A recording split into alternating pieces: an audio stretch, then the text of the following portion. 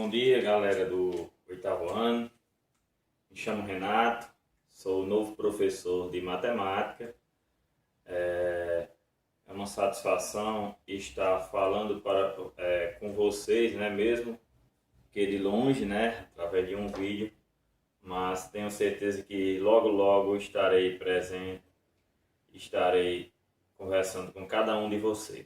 Espero que todos estejam bem, família de vocês, e não percam a perseverança, né? Se Deus quiser, vai dar tudo certo. Sejam persistentes. De princípio, obviamente, que vocês sabem o que seja uma reta, né? O que seja um ponto. Lembrem que reta, sempre ela vai ser representada por uma letra minúscula. Por exemplo, a reta R, esse R obrigatoriamente é minúsculo. Já com relação a ponto, obviamente que qualquer que seja o ponto, a localização de um ponto, ele deve ser representado por uma letra maiúscula, ok? Então, só recapitulando. Reta, representado por uma letra minúscula. Ponto, por uma letra maiúscula, né? Obviamente, quando tem vários pontos em uma determinada reta, né? Esses pontos são esses segmentos, né, de reta, esse segmento, por exemplo, tem uma reta aqui, ó, ponto A, ponto B, ponto C, ponto D, vou chamar a reta R. Então, esses pontos são chamados colineares, tá certo? Eles estão na mesma reta, tá bom, pessoal? Prestem atenção. Quando uma reta, ou seja, duas retas, reta R, reta S, né, tem um ponto em comum aqui, elas são chamadas de concorrentes, tá bom? E observe que se aqui formar um ângulo de 90 graus, que sempre vai ser representado por isso aqui, né, com esse pontinho, um ângulo reto é um ângulo de 90 graus. Então eu posso dizer que essas retas aqui são perpendiculares, tá certo? Então retas perpendiculares, ela tem um único ponto em comum. Retas coincidentes é que elas são idênticas, né? Obviamente que vocês sabem o que são algo coincidente, algo igual, idêntico, né?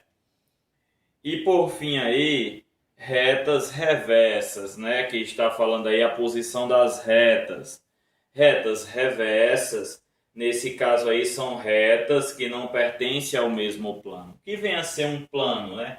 Por exemplo, um plano A aqui, ó, plano A, pode ser um plano B, outro plano aqui, e assim por diante. Então, são retas que não pertencem ao mesmo plano. Outra palavrinha muito falada em retas, né? É exatamente as retas paralelas. O que vem a ser retas paralelas, pessoal? São exatamente retas que não se tocam. Eu vou dar um exemplo muito claro. Na rua de vocês, de um lado da avenida tem casas, né, da direita e na esquerda.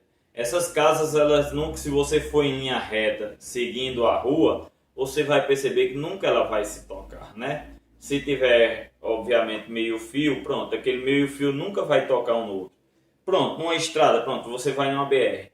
Tem o lado direito e o lado esquerdo. Aquela linha que está do lado direito e do lado esquerdo nunca vão se tocar, pessoal.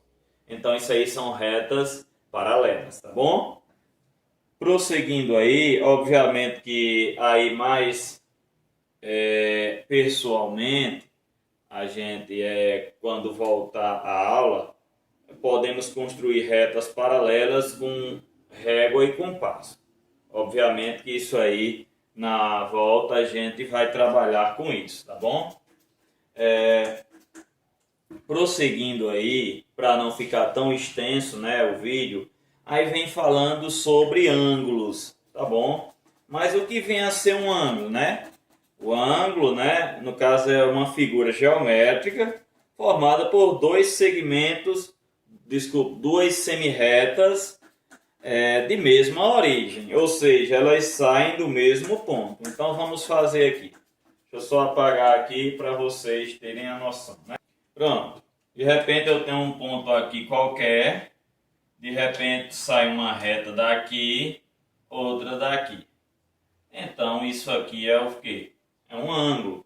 Lembrem que ângulo, por exemplo, aqui fosse um ângulo de 45 graus. Lembre que a representação de graus é essa bolinha aqui, viu? Então sempre que vocês estiverem fazendo uma questão que a resposta deu em graus, vocês não precisam colocar a palavra graus, coloca essa bolinha. Aí eu sei que vocês sabem. E aí, pessoal, vai aparecer umas palavrinhas aí, ângulos reto, que a gente já falou que são os ângulos perpendiculares, que vale 90 graus, né? Sempre o ângulo 90 graus vai vir acompanhado disso aqui, né? Acredito que vocês já têm conhecimento sobre isso. Isso é o chamado ângulo reto. Quando esse ângulo é menor que 90, ou seja, entre 0 e 90, ele é chamado de agudo, tá certo? Então, um ângulo desse jeito aqui, pronto, você percebe que é menor que 90 e maior que 0. Então, esse ângulo aqui é chamado de agudo. Agora, quando esse ângulo é maior que 90, você vê que a abertura é maior que 90 e menor que 180 graus, esse ângulo é chamado de obtuso, viu? Porque, como é que você sabe? Um giro completo, uma circunferência completa, ela equivale a 360 graus. Isso até quem olha skate, né?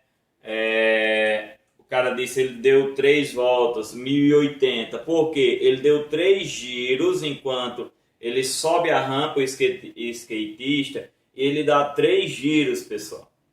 Aí 3 giros de 360 graus. Por isso que chama 1080. Mineirinho fez isso. Acho que quem acompanha skate já ouviu falar isso. Então, uma volta completa é 360 graus. Então, por isso que aqui eu disse que está entre 90 e 180 graus. Por quê? Porque uma reta assim, ó, aqui equivale exatamente a metade de uma circunferência. A metade de 360 é exatamente 180, né? Tá certo, pessoal? A gente chama de quê? Ângulo raso ou de meia volta, porque uma volta completa é 360 graus, tá certo? Então, pessoal, acredito que deu para vocês entenderem essa parte de ângulos, não deu? Outra coisa que esqueci de falar, existem também as retas oblíquas, né? Retas oblíquas, pessoal, são retas concorrentes, mas não formam ângulos retos igual a 90 graus, tá bom? Então, essas daí são as chamadas retas oblíquas, viu? Prosseguindo aí, pessoal, para não se alongar, como falei anteriormente, vamos falar um pouco sobre bissetriz de um ângulo, tá certo? Bissetriz de um ângulo é assim. Por exemplo, esse ângulo que eu coloquei aí, esse ângulo aí, por exemplo, 180. Quem é a bissetriz de 180, né? É quando eu corto esse ângulo em duas partes iguais, ou seja, duas partes que vão valer exatamente o mesmo valor. Então eu digo a bissetriz do ângulo 180 seria 90. A bissetriz do ângulo 40 seria 20, viu? Então a bissetriz coloca o ângulo, ou seja, divide o ângulo em dois outros ângulos idênticos, tá bom? Isso eu já estou falando sobre lugares geométricos, viu, pessoal? Tá bom? Para não perder tempo. Tá bom? E algo, quando vocês ouvirem falar pontos equidistantes, é porque eles têm a distância igual um para o outro, tá certo? Então, equidistante, beleza?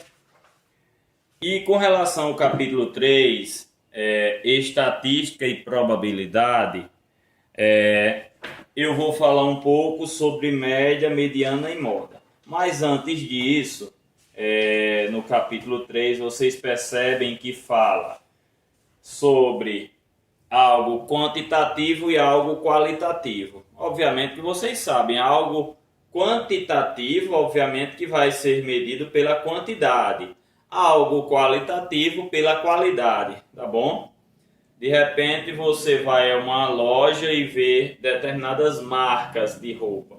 Aquilo ali você vai olhar pela qualidade, qualitativo, mas com relação ao preço é quantitativo, tá bom? Então dá para vocês entenderem perfeitamente. Tem outra formulazinha que eu não cobrei no quiz que eu fiz, que é exatamente sobre a frequência relativa e a frequência absoluta. Isso é num banco de dados, obviamente esse resultado é dado em porcentagem, a frequência relativa vai ser dada pela frequência absoluta dividido pelo total de dados. Isso aí eu posso dar uma explicar bem mais detalhado lá no ano, próximo ano, se Deus quiser, né? Por causa que tem novamente esse conteúdo. Mas o que eu quero falar agora para vocês é exatamente sobre média, mediana e moda, tá bom? Para vocês entenderem o que é cada coisa. Isso eu estou falando do capítulo 3, que é estatística e probabilidade, tá bom? Então vamos lá. A média, pessoal, é bem simples, né? Vamos supor no colégio, vocês tiram nota 6, depois nota 8, depois nota 7, depois nota 9. Qual a sua média final? Então só é você pegar essas 4 notas e dividir por 4.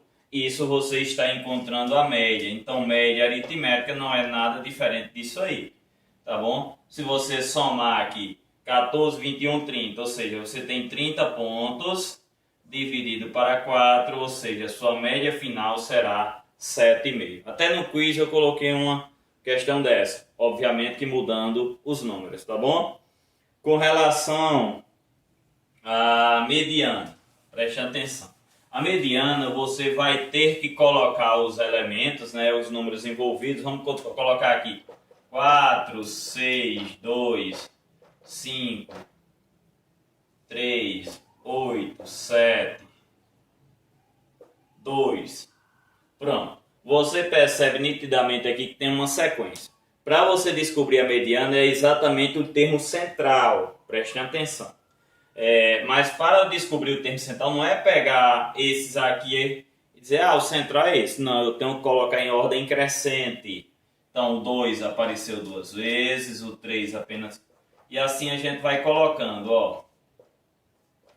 Pronto, agora sim, coloquei todos na ordem crescente. Então, quem está no centro?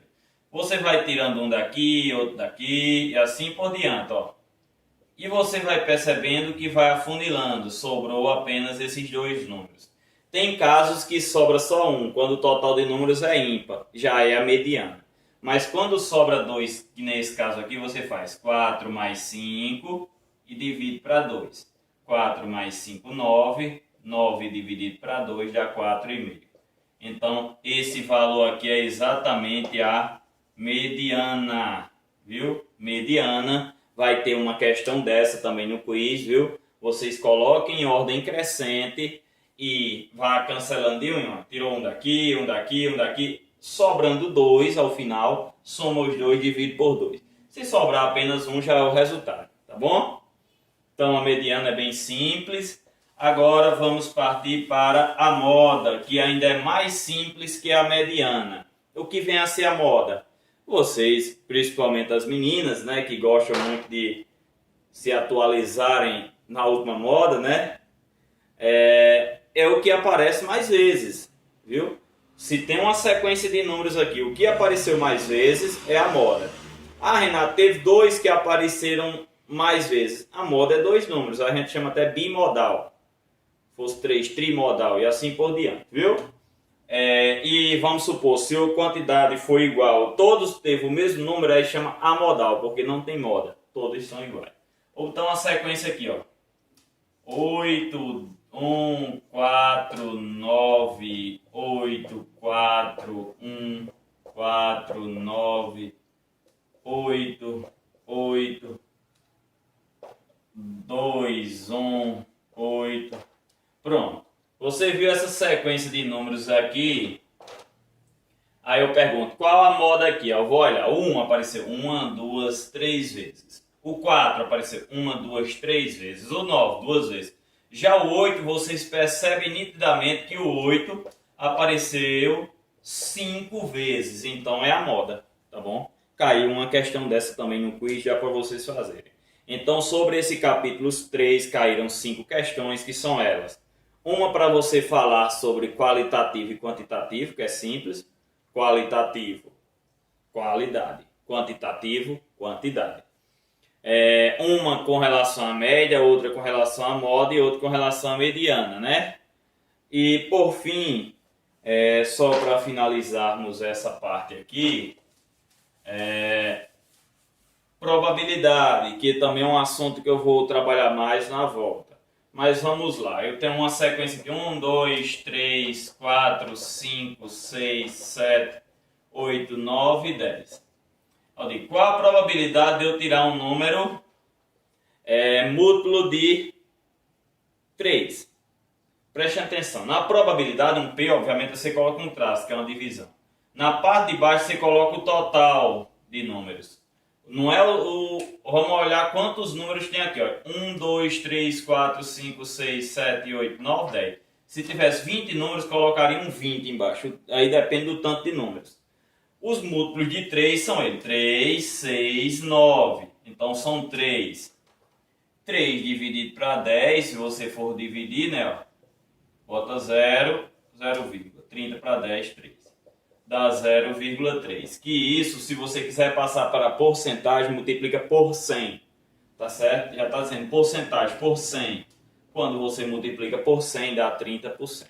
Tá bom? Então, na probabilidade, caminham juntos. Né? Fração, decimal e porcentagem é a mesma coisa. Tá bom? Então, era isso, pessoal, que eu queria passar hoje para vocês. Espero que tenha ficado claro todo o conteúdo.